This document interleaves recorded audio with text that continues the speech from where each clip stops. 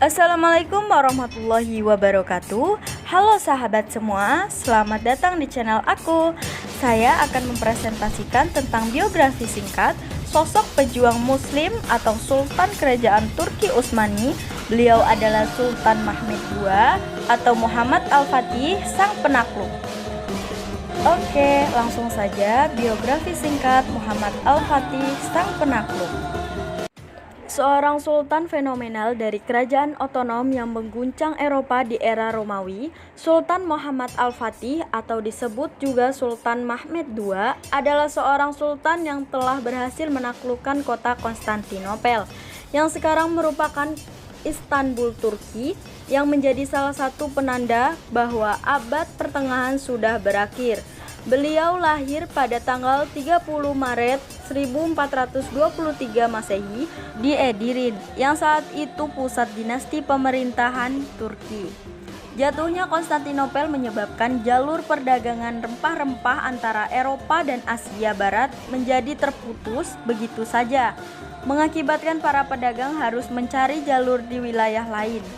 Di bawah kekuasaan Bizantium, kota legendaris yang kuat dengan peradaban dan dikenal masyhur ini akhirnya takluk di tangan Sultan Muhammad Al-Fatih.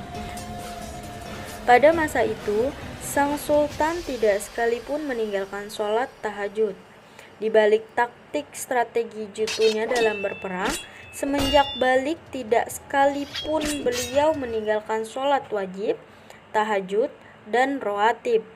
Sampai saat ia berpulang, begitu juga para tentara yang dipimpinnya, tidak seorang pun yang pernah meninggalkan sholat wajib sejak balik, dan hampir setengahnya tidak pernah meninggalkan sholat tahajud.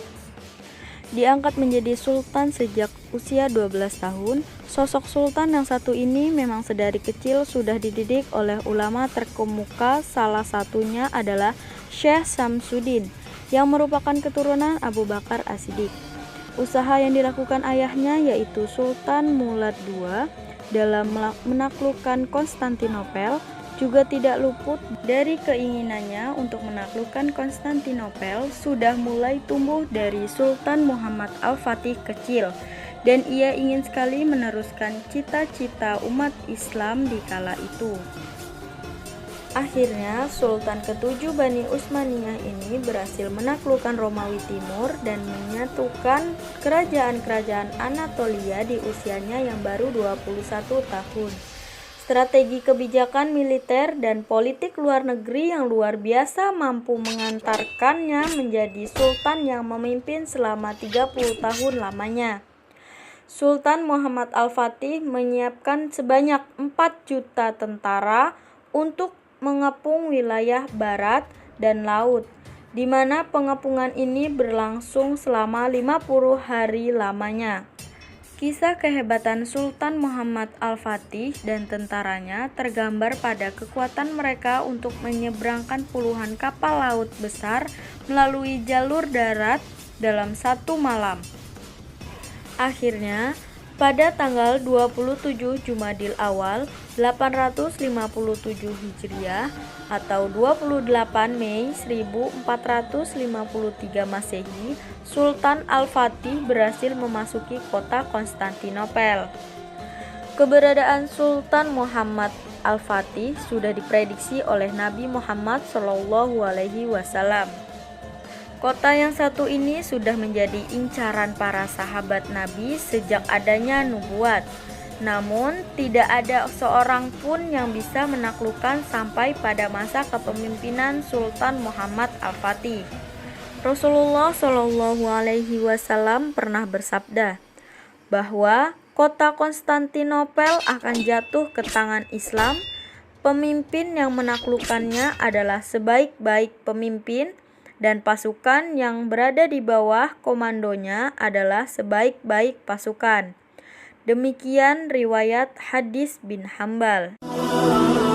Faktanya, universitas pertama di dunia berdiri di kota Maroko dan dibangun oleh Fatimah Al-Fihri. Seorang perempuan hebat itu mungkin terdengar asing oleh kita, tapi berkat jasa-jasanya, ia telah memajukan keilmuan dunia, terkhusus bagi umat muslim. keluarga kaya dan bangsawan. Fatimah binti Muhammad Al-Firya Al-Qurasyiyah lahir di Khairon, Tunisia tahun 800 Masehi. Ia juga sering diberi julukan Al-Banin yang bermakna ibu dari anak-anak Fes. Ayahnya Muhammad Al-Fihri merupakan pengusaha sukses di kota Tunisia yang telah berpindah ke Flas, Maroko. Dilansir dari laman Republika, Fatimah Al-Fihri hidup dalam keluarga yang sangat kaya dan keturunan bangsawan. Meskipun seperti itu, keluarga Fatimah memiliki jiwa sosial yang tinggi, serta kepedulian terhadap sesama manusia.